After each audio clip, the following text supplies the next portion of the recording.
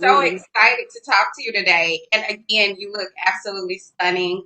That means a lot to me. Thank you so much. I'm excited too. Yes, so thank you for taking the time to talk to us. Let's dive right in. So you grew Okay. up in New Jersey. You attended a performing arts high school, and then you went on to receive your BFA in dance from Townsend University. Mhm. Before making it as an actress, you started out singing and dancing. You danced with Beyonce, Rihanna, Alicia Keys. The list goes on.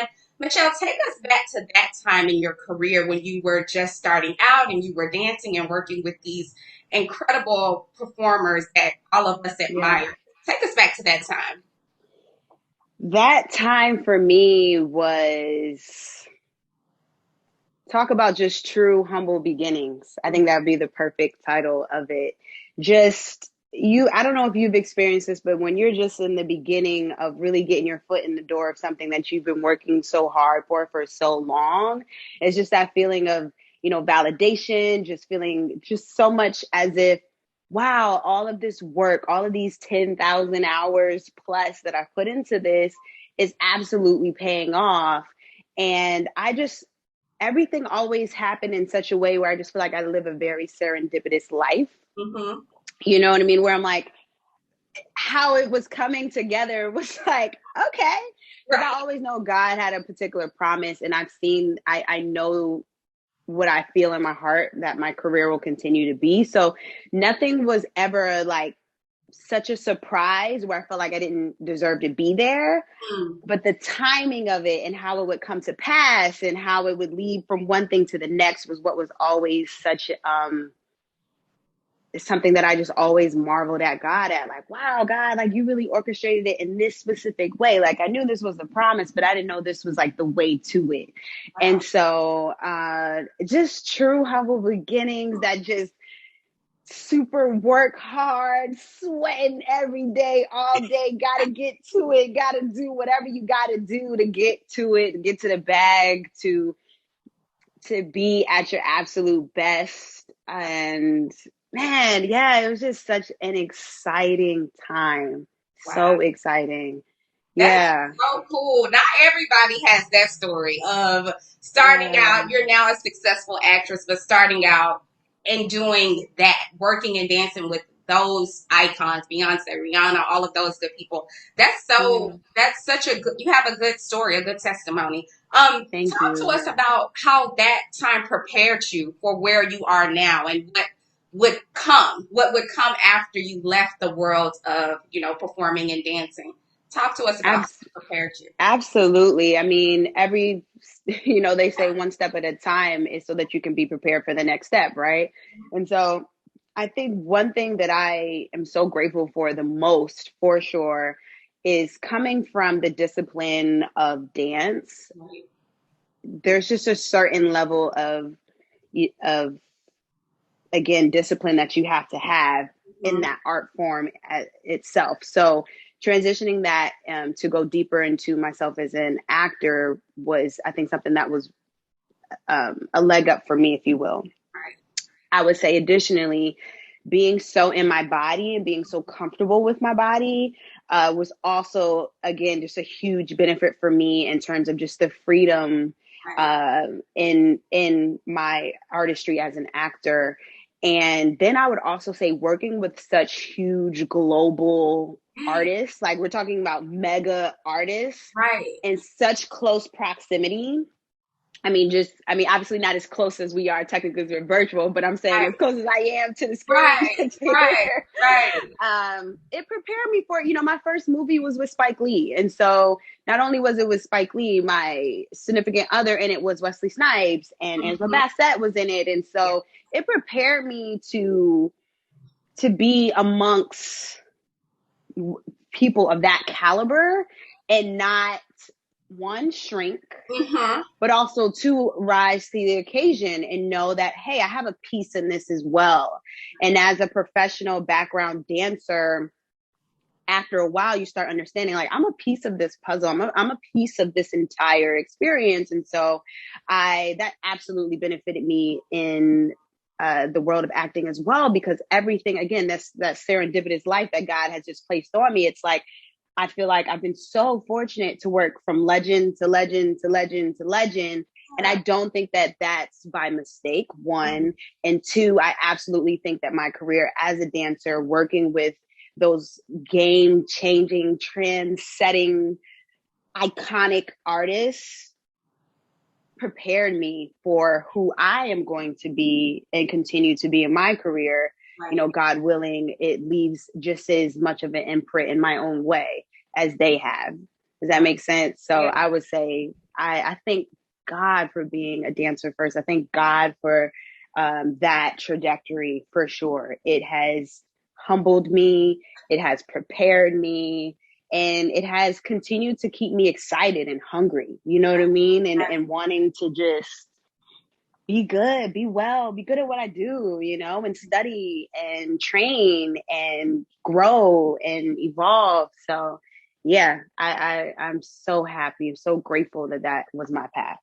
Was there a light bulb moment that went off for you at any time in your career as a dancer where you wanted to shift? You were dancing, but you thought about, okay, I want to also pursue acting as well. Was there some type of moment that happened for you? How did you how did you shift? How did you go from dancing to acting? I know Yeah. that you were, and I'm going to get into that about Spike Lee, but I just wanted to know, was there something that was going on inside while you were performing and dancing on stage that said, okay, I think I love this, but I also want to try that? Can you talk to us a little bit about that?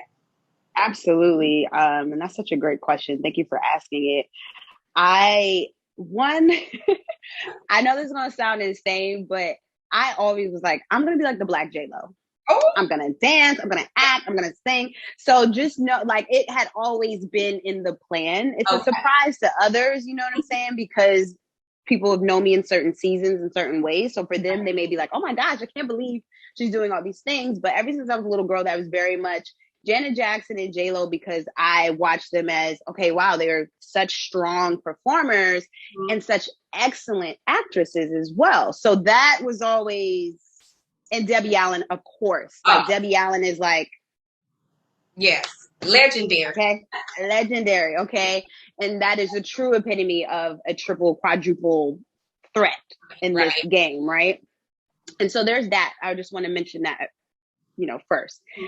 However, also when you're in the grind of it all, you know, you got to pay bills, you got to feed yourself, you know. And so I actually, when I had done Chirac, one of the weekends I was off and I had got booked to work with Janelle Monáe on the BET Awards that summer or what have you. And so I did that.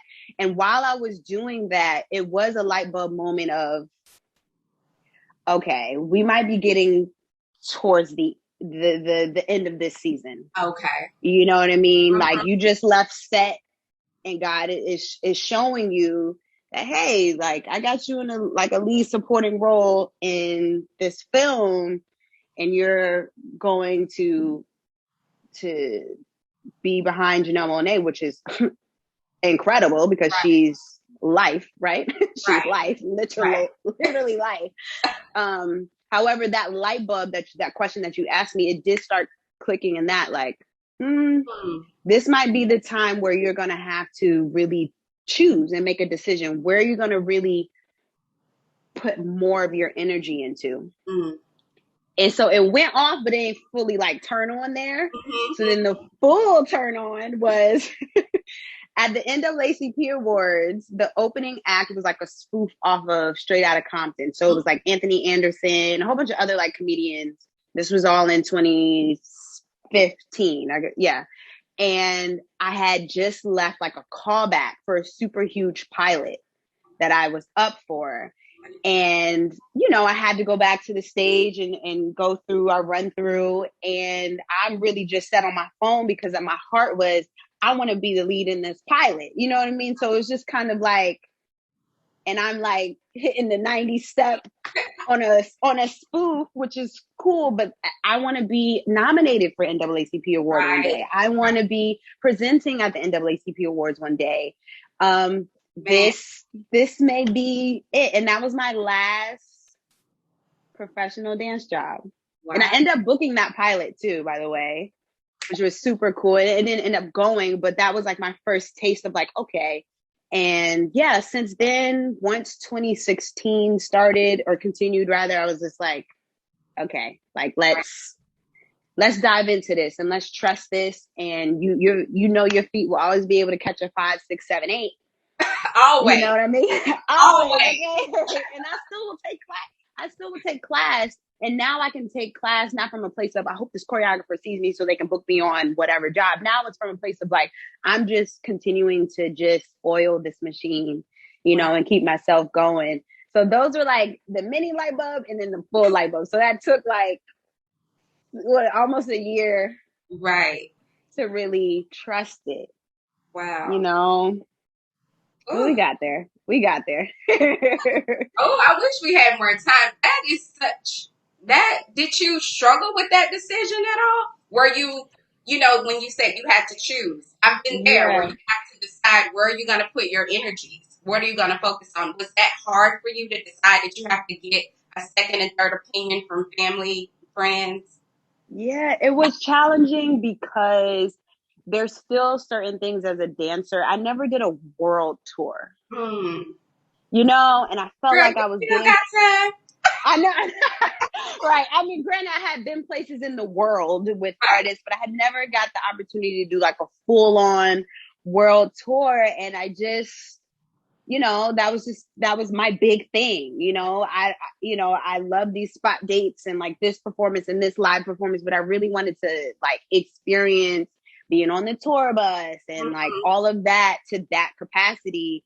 And I did it, like I said, I did it in another way, but just not a world tour. Right. However, when I was just like, you know what, I just it was a difficult decision. And I just like, God, what I trust is that through my acting, I will still be seen by the world and I'll be able to travel the world through this way. Right. And, you know, that was tough. And you're right. We still got time. I mean, at this point, based on, unfortunately, the getting the treatment of background dancers, pay of background dancers is not something that I could see myself wanting to retract into doing in that capacity. But I for daggone sure would love to. I don't know, maybe I'll do a speaking world tour. Maybe, I don't know, maybe I'll book a film that like just PR just takes me around the world on a private jet. I don't know. Atmosphere, guys. Yes, it's out there. Listen, you know, so yeah, you know. And also too, I'm here for your time. If you have anything else you want to ask, please. I don't want to rush this experience either between us. Thank you so much. I appreciate that. You're welcome. You, as you talked about, you were discovered by the icon. Like you said, you've been surrounded by icon after icon after icon. You are blessed. You are blessed. Yeah. You were discovered by Spike Lee. This is like, people don't just get to say this story. You have a unique story. People don't get to just say this every day. Yeah.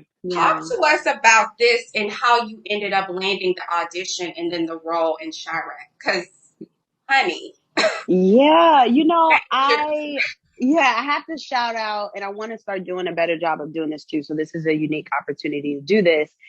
The casting director, Kim Coleman, I think a lot of times we at times will say the director, this person, which of course, yes, that is very much important. But Kim Coleman, the casting director, who has casted a lot of Spike Lee projects, Lovecraft Country. I mean, that's just one we can just, I mean, come on.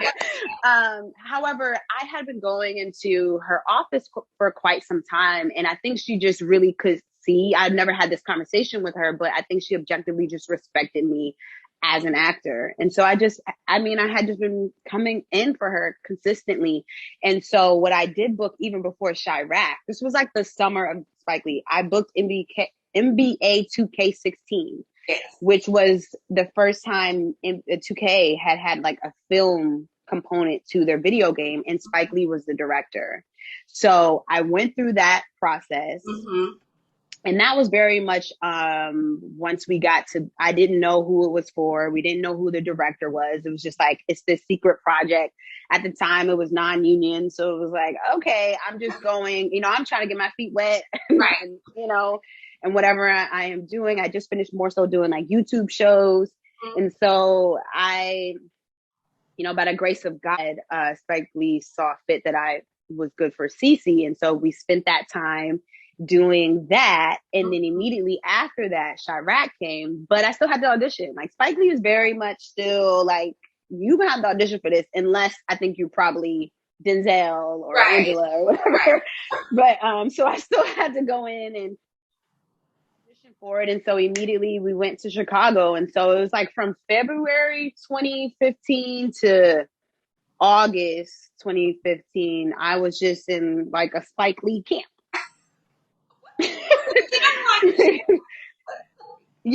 But what's interesting is that the other people who can say they have this story is Halle Berry, Denzel Washington, and so many other iconic Black actors and actresses. And so I don't take that lightly either. And I feel like that's a glimpse to God, just like, I got you. Like, it's the timing is always going to be a surprise and out of left for you, but I got you. And so I'm just honestly honored to be able to share somewhat of the similar. I got my start with Spike Lee with individuals such as that. I do not take that lightly. Trust and believe. Okay, Michelle, you have to give us the scoop. What goes on in the Spike Lee camp? What are you learning daily in the Spike Lee camp that you took and that you went on to use in your other projects? Yeah, I would absolutely say trusting your gift, because he's kind of sitting back and observing and watching like what you about to do. Right. Now if it's wrong or if it's not what he wants, then of course he's gonna direct and do what he does. But ultimately what I noticed that he trusts who he hires. Wow. You know what I mean? And so that was a bit intimidating, because it's like, am I doing this right? Like, like, am I cool? Like, should I do another take? Like, is it okay? But his silence was so impactful for me, because it was like, oh, okay, he's only going to say something if it's necessary. And he's only going to say something if it needs to change. So start trusting your choices and just give him different options. And of course, I was watching my fellow actors as well and kind of seeing what they were doing. So that was that too. And secondly, in terms of just being behind the camera and just learning that, it's like, he has his hands in everything, and everything is so specific, and everything is so intentional. Your wardrobe is intentional. And these are things like we know, but to just see it up close and through him is like every single thing is so intentional. And so for me, it's like everything has to be intentional for me. How I walk in a character, what is the cadence of my voice with certain characters? How's my hair with certain characters? As I progress through a season of a show or whatever, it's just like the specificity that he has. Right. I really was like, okay, yeah, I'm going to take that. Thank you. Yeah, appreciate that. I'm going to put that in here, whip it up. Right.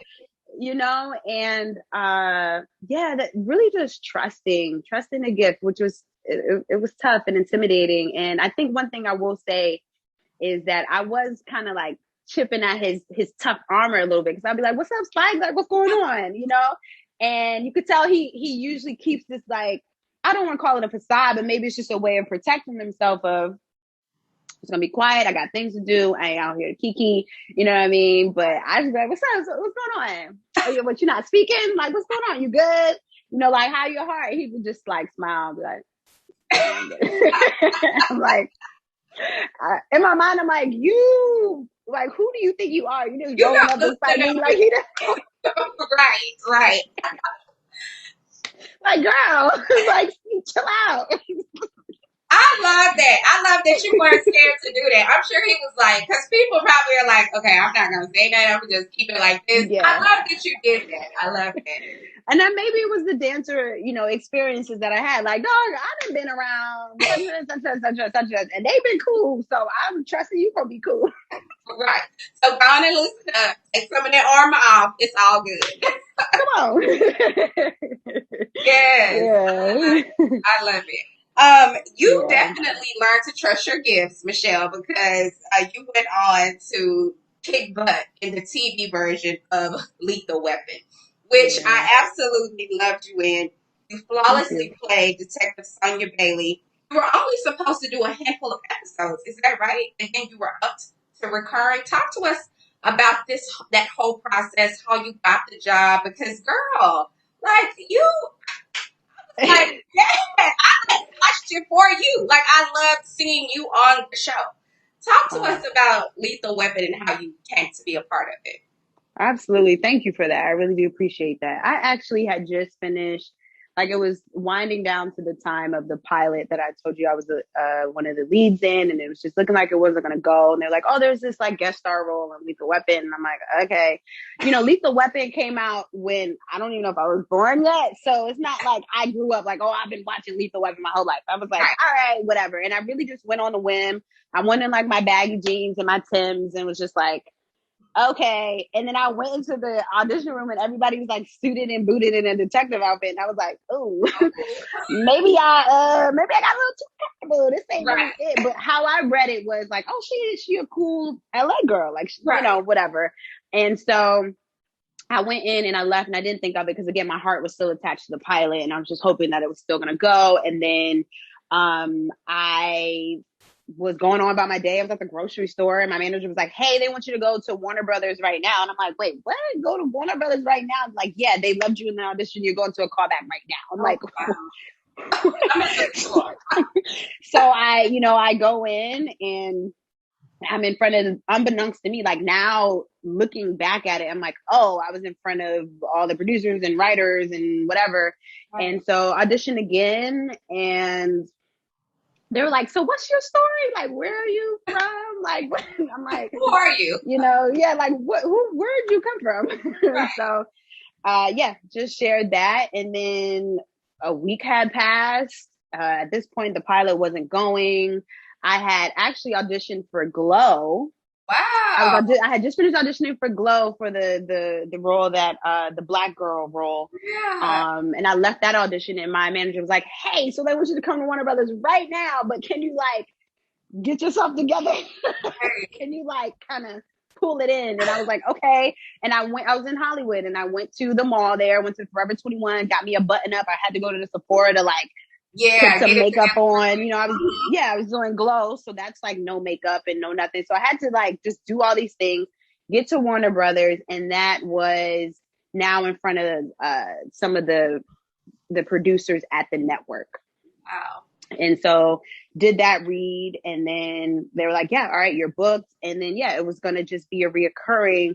But then the reoccurring became every single episode. And so, my reps just had the conversation of, hey, listen, is this something that you want to continue to have her in? Because we have her auditioning for other series regulars and other things. And so by the grace of God, they were like, yeah, all right, let's do it. So halfway through that first season, I was upgraded to a series regular, and then I finished out the 3 seasons playing Detective Sonia Bailey, and that will always just have a special place in my heart. I didn't want the show to end. I was sad when it ended. I was like, no. But what a way to get my start, and what a way to learn. Just everything about it was just so beautiful and great. And it was like a significant role, but like not too big where I could have like super failed and take the whole thing. Right. So it was like a position where I was in that season. Like it was a position for me to learn from the leads, things I liked, things I didn't, but then also just grow and learn as an artist myself, learn being on set, an hour long, cop drama, comedy, explosions, stunts. Like it was just like so much that I was thrown into. I could not have asked for a better show to be a series reg to start off with. Like, it's a good thing that Infamous didn't go, because that would have been more comfortable for me. Right. Whereas this was like, you ain't gonna wear no makeup, you just gonna have your hair back. You're gonna be chasing bad guys or just talking about the crime and all these big words. Yeah, that was just such a beautiful experience, and I miss my castmates so much. You look cute with the pullback. I was like, yes, for the pullback, low maintenance. You were giving it. Look, thank you. Would you go back if the show were to? Can it come back in some capacity? Like I'm like, I wish it could, but I guess everybody has to want to be down for it, though. You know what I mean? I think at the end of the day, that's kind of essentially what happened to it. I don't think everybody's heart was in it, so it really does take a village for a show to keep going. So, I think everyone now though is like falling to so many great other shows and Yes, doing so yes. many dope things. And I wouldn't be on First Wives Club Hello. if I was still Which playing we're getting Taylor. to next. I love that Yes. you knew. You read my mind. You read my mind. Okay, Michelle. First of all, viewers were anticipating, right, the second season of First Wives Club, and you were in Tales on BET before, which I loved you in that too. So you're Thank you. back with the BET family, but people were looking at the trailer, and then we saw glimpses of you in the trailer, and people were like, what's going on here? Honey, the show is out. If y'all haven't seen it, catch up, get with the program. The reviews are in, and everybody loves J-Lo. I mean, people are loving you. I absolutely love. At first, I was like, okay, what? You were like, you fit, and sometimes that can be tricky. Like coming into like that group, like you don't know like how it will work. Like you should have been there season one. Listen, I received that. I mean, I'm just like you. I was a fan just as much as you were. Loved the first season. I feel like, based on the movie that this recreation, this now reimagined world of the First Wives was excellently done to the T and did not need any adjustments whatsoever. No. As a fan of the first season. And so when it came through for me to audition for it, I was like, ooh, they're adding someone? Like, I don't know. Like, this is either going to go one way or the other. You know what I'm saying? But again, back to that Spike Lee thing, like, yo, just trust who you are and go at it full force. And so I definitely had to audition. It wasn't like, even though I did Tales, it wasn't like, oh, we just going to put you in this role. No, Right. I'm very much still, I want to just make that clear because I hope that it's inspiring maybe from anyone who's listening. Mm-hmm. It's like, I'm very much still auditioning. I'm very much, I'm not having offers just like coming across the table. And so I just want to share that because it can happen and you just continue to work hard, which I try my best to do. And so, yeah, I auditioned and my whole thought process going into this was one, of course, honor the character, honor what Tracy and her team created. But also, furthermore, I just wanted the cast that was there in the first season. Like, I'm not here to play around. Right. I'm not here. Like, I just am so inspired by what work they did. I didn't want them to think that I was just rolling in there like, hey, taking it. Yeah, like, okay, no, like, girl, I gotta know these lines. I gotta know what's going on. I gotta know your story, this story, this. And one thing Jill said in a previous interview, she was like, okay, work ethic. Like, that was her first impression of me. But in my mind, I'm thinking like, girl, I can't be coming into no show with you, Michelle Buteau and Ryan Michelle Bathe playing around. Like, girl, you served and gave what needed to be gave. Like, thank you. Literally. Did you audition initially for this character, J-Lo, or did you talk to us about that? Like, what did you go in and audition for? I mean, I did audition for J-Lo, and they had asked me to test for the role, and I believe they had also auditioned someone else, because you know how, like, when you're in the waiting room on a Zoom, and I'm like, definitely see another name there. Yes. But you trying to keep it cool. I was like, dang, there's other chicks auditioning for it. Like, okay, I gotta come in with my dad. I'm waiting in the Zoom room. I'm waiting in the Zoom room like, oh, okay, like, I gotta be on it. And so it was a Zoom test. Okay. And I had to, audition with whoever they had reading as well. There was like some technical difficulties between one of the scenes. It was definitely some roadblocks that could have crumbled me, that could have, allowed me to be like, just not really show up. But again, that history of being a dancer, that history of like working with other legends and icons, it prepared me for, all right, we just gonna keep going. Like, what we doing? Okay, y'all, all right. The internet messing up, I'm gonna try and improv through the internet. Like, just trying to just keep it going and just showing as much as I can virtually that I'm that chick. You and are. I'm the one for this role. Yeah. So, and what I also appreciate is like I didn't have the pressures of being like the comedian of the show, and I didn't, that's Buteau all the way, and Right. she shines in that, and she's very much like the MVP of our show. I didn't have to amount to any of the other characters. I had my own lane, so that I really appreciated that as well. Right. And that my character had to get to know the other characters, just like the audience had to get to know me. So we're all, as you're watching, we're all getting to know each other and get comfortable. And I just thought that was so brilliant for the way that they wrote it. Cause I was like, oh, this is an easy way to ease me in. Right. You weren't just plopped in and they were like, okay, then now they did slowly introduce you in, and we had to understand and then fall in love with you throughout the course. You're right. They did it so, like, it was perfect.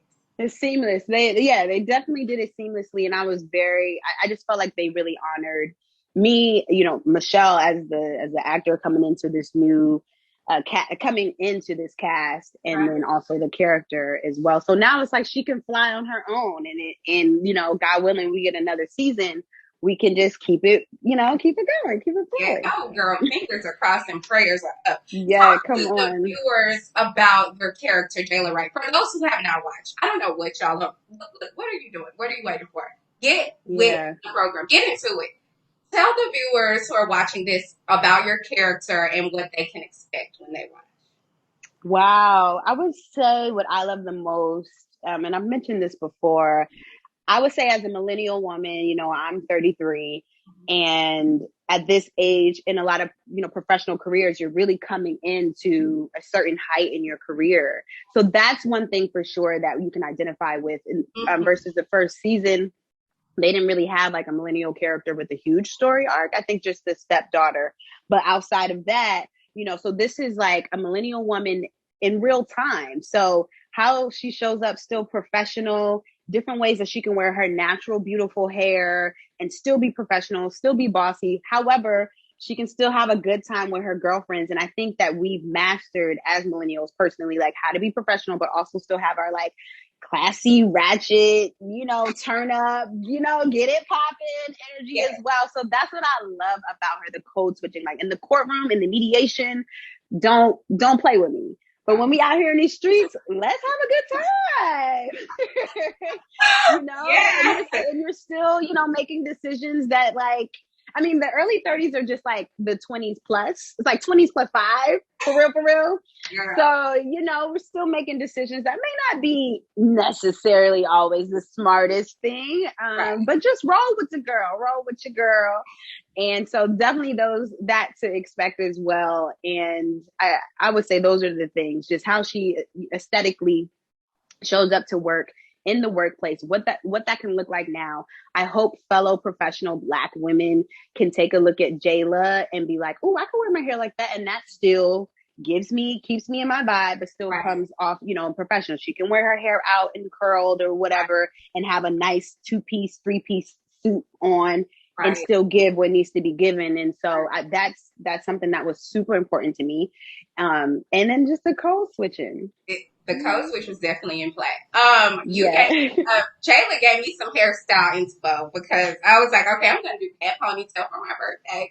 Come on, I'll be 38 soon in next month. So I'm like, I loved seeing your character because I could relate to her. Like you said, like, and get ratchet after work, but at work, it's like, okay, I'm here to be professional and get the job done. But after work, I'm ready for a turn up. Right? Absolutely. And that means a lot to me that you felt that and you got that, as a fellow millennial, like just knowing like, hey, we're in this in between, we the middle kid of the world, right? So that was important to me for sure. Representing for us millennials. Definitely. Michelle, were there any nerves for you going into like working with this cast that was already established and like you show up on the first day to work? Were you nervous at all? Did they make you feel at ease? Talk to us about your first day on set and what that was like for you. Yeah, my first day on set, since you've seen the season, was when we did the karaoke scene. So that was like a good way to ease into the season. I got to be silly and dance. I got to be, a little intoxicated, I mean, obviously in the scene at work. But, so I was able to let loose. Right. So I think that was like the perfect first day to have. The whole point of this is to let loose, be free, just enjoy yourself, be silly, so that was like the best way that I could enter into it. And then, naturally there were concerns because I can't connect with everyone. We can't go do dinner. We can't do all these things because we have all these COVID protocols. And so it just really had to just be instant once we were on once we were on set. So it was just those concerns of just like, man, I really hope this is coming across, as true sister friends and sisterhood and as much as it can be, because we don't have any outside time. Wow. But again, I just led in truth, and I led in like my honest to God admiration of these women. I just let that sit in there too. It's like, I really do truly, even though Hazel was giving Jayla a hard time, it's like, but I still admire like the type of woman you are. So that's why there was no back and forth bickering on Jayla's end. It's like, okay, you got me. All right. You being a little petty, but you still the shit, sis. So it's cool. You know what I mean? Wow. That's so interesting that you say that. And, I didn't think about that part that you guys couldn't connect after work because of COVID, because it did come across on screen like y'all had, especially like the second or third. I mean, as the episodes went on, you felt like you were like the little sister or something, or you felt like that. So that's it. That's really, that shows the work that you guys did to, make us believe at home. Because, at home you would think that you guys were hanging out after work, connecting. That's really. I wish we could. I mean, we still haven't gotten a chance to hang out. You know what I'm saying? Because of just everything. And so, good energy receives and gives. And so I think at the end of the day, we all have really good energy and our hearts are really genuine and pure. And so that can't be denied. And I think we all just kind of led with that. Girl, well, look, we're leading with, where is season 3? Any news? Listen, I don't have any news. I do not have any news, but I really do. I would love to continue to, evolve in this character. I'm curious to see what's going to happen with Jayla and, her little situation. We ain't gonna give it away, but her little situation. I'm curious to see where that go, where it may not go. As a millennial woman, I'm like, it can go so many different ways. We in a lot of situationships sometimes. Girl.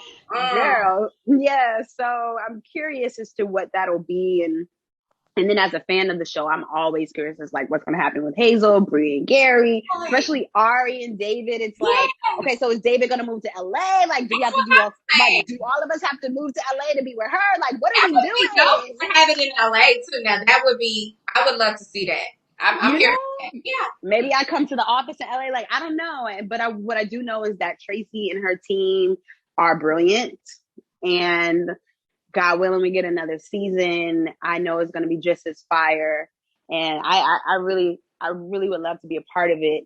However, I do know that if for whatever reason that's not the case, I'm going to be where I need to be. Yes. You know what I mean? And I trust that. And I try to continue to always lead with that. Even when I'm crushing her. Because Lethal Weapon, I was like, no. But we are. But then but then the next year I'm in this beautiful, beautiful, beautiful show with beautiful Black women, recreated by a Black woman on a Black streaming app. Like, shout out to BET Plus. Hello, somebody. Come on. Like, seriously. And I really hope, given the year that we've had, I try to be easy with it, but I'm like, come on, y'all. The year we had, what y'all was doing last year, everybody should be having BET Plus. Right. The way y'all was in these streets. The way y'all was in these streets around the world. Don't be performative. Put action behind it, please. Come on with it. As soon as I knew that BT had an app, I was like, that's where I'm gonna put my coins, because I want to support Black content. Like, I love Bigger is a dope show too. Yeah. If we support Netflix and girl, we definitely look, let's get into it, y'all. Yes. So we definitely want to see Jayla back And we definitely want a season 3 back because the stories have to. We need more. Like you said, we have to. Yeah. We're invested at this point. At this point, like y'all not gonna leave us hanging. Like we're No, just they better not, girl. They better not. Michelle, you recently shared a touching post on your IG of you and your family taking in the scene of the billboard of you for the First Wives Club. What Yeah. did that moment mean for you, given the circumstances that you were in a year ago? Talk to us a little bit about that.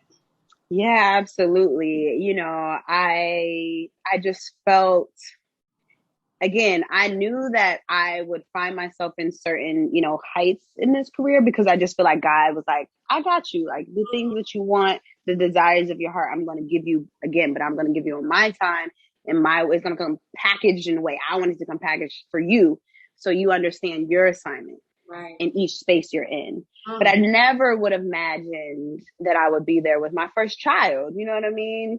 It's like we think about these career things, but then there's like these personal components of it that are just as, if not more, honestly, important and impactful in your life. And to have that moment there with my daughter, who, you know, is just the love of my life, outside of my husband, of course, but you know, my daughter was born in a pandemic. She was born during, you know, after the George Floyd assassination. And, you know, I just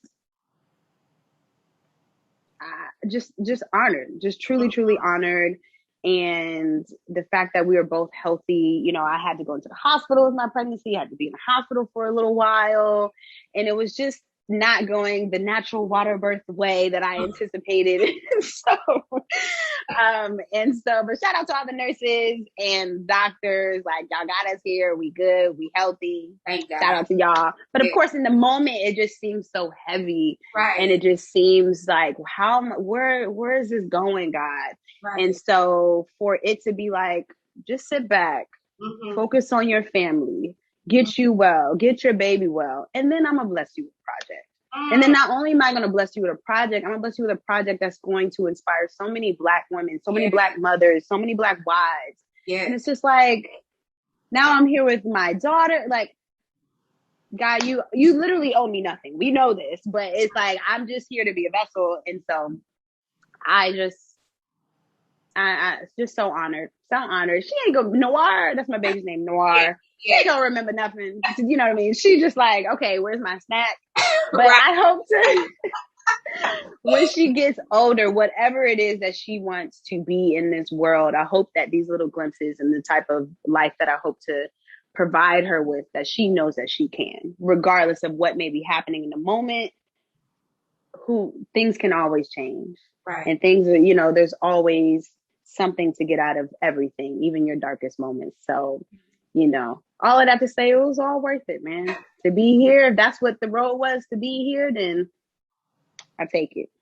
Wow. Michelle, oh Lord, girl. Yeah. But how has motherhood changed you? Like, what's the biggest change for you with being a mom? Yeah, I think it just has, I'll say this. I think it has opened my heart, which I feel like I've always, you know, I'm a lighthearted person. I'm a friendly person. But I think there's a certain way as a Black woman, we got to carry ourselves in the world where it's like we have this somewhat of a blockage up because it's like, I got to protect who I am. Yes. And noir, which is noir, which means Black in French, which was intentional for her name. You know, thank you. I feel like I'm more open to just be vulnerable, to just be, if I gotta cry right now, I'm just gonna cry. If I'm super excited and geeked out, I don't care if this doesn't look cool, I'm gonna be excited and geeked out. You know, it's just opened me to being present and to just being vulnerable and open and patient with life, patient with how things are just supposed to be. Right. You know, even in, again, with her birth, right. It's just like, it didn't go the water birth natural route that I anticipated.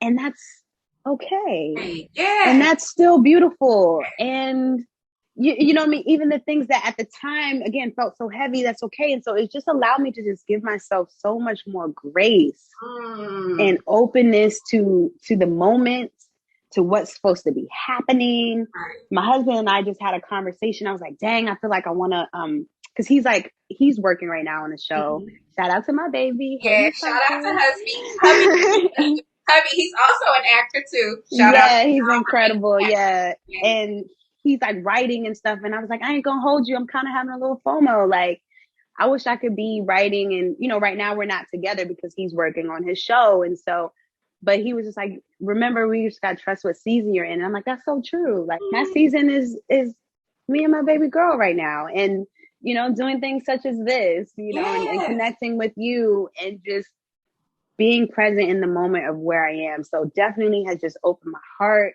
has allowed me to be more, have more grace with myself, and to just be okay with how things will shift and Wow. lean into it. And that's even from if she having a little crying moment, just lean into it. Okay, she was crying right now. Right. Instead of letting it frustrate me and try to fight against it, it's just like, all right, all right, we're gonna figure it out. You want your diaper change, need some food, you want me to love on you, cool. Like, we're gonna figure this out. And so I'm so thankful that God has afforded me this opportunity Wow. to be a mother. Like, So, definitely the biggest blessing, the biggest thing I've ever done in my life. And I always knew I wanted to be a mom, but this is like, oh no, like, I know this might be a part of my purpose. Like, this right. mothering Right. is beautiful. And now I just want a whole bunch of babies. So like that. How many you want, Michelle? I don't know, child. I'm talking like I just got all the time in the world and just just all the monies in the world. I'm talking like it's just but I don't know. I don't know. I don't know. Okay, To think be about it. And then continued. consult with the husband first on how many, because you got Oh me. no, it's all on me because he won a basketball team. Oh, So it's shoot. it's all on me. He loves kids. He's big Okay. on kids. And he has 2 from a previous relationship, plus now Noir. And he's like, yeah, like let's Let's what, do 3, it. 4 more. I'm like, ah, ah, ah, ah. Let me get in the game, coach. Put me in, coach. I love So it. we will see, to be continued. But if I trust God's timing. We'll see.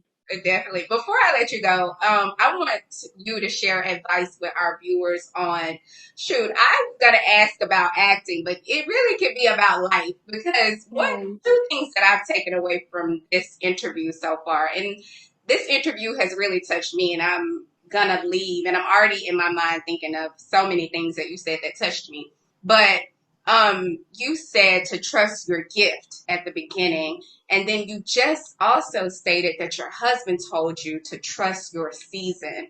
And those 2 things, I think for me, like I could like go cry right now because that just really like trust your Yeah. gift, trust your season. So I want to ask you before I let you go, what advice could you share with our viewers who are watching this, in particular women who are new moms like you are, who are wanting to, even maybe chart new territory with their career because of the pandemic. They're having to make a pivot. What advice can you share with the viewers, with us, on how to navigate change and uncertainty with grace as you have, Michelle? Absolutely. And yeah, I mean, I'm even finding myself getting emotional thinking about it as well. Um, the thing about trusting your gift is that you're constantly going to come up against things, people, circumstances that are going to make you question it, are going to make you question, am I good enough? Do I have what it takes? Is it my time? Oh, I'm working with this person, or I'm maybe up against this person in some kind of way, capacity. And it's important to trust your gift because your gift is always going to land you exactly where you're supposed to be Mm. for things outside of the gift too. You know what I mean? It's not going to just be like, oh, well, I want to land this opportunity to be an interviewer with Vogue. I don't know. Right, I don't know if that's something that you want to do, but I'm just using that as an example. And it's right, like, but the season and where you're at right now is where's the buzz, right? right. And you're getting the opportunity to exchange with individuals that who knows if you would even meet and talk to us in this capacity if you're already up here. Right. You know, you're already talking to everyone that's already made it and done did it and done did all the things, you know? Right. And so it's like trusting that your gift is not only about the accomplishment, but the assignment around it and what you're in these places to receive too. You're in these places to receive something from a person, from the opportunity. I mean, and receiving can be like, you know, in each end of that, right? Right. So that's why I say just trust your gift, because it's going to put you in spaces and in places that is going to allow you to, there's going to just reveal so many things that you need to know about yourself and about how to move forward. And then as far as trusting the season,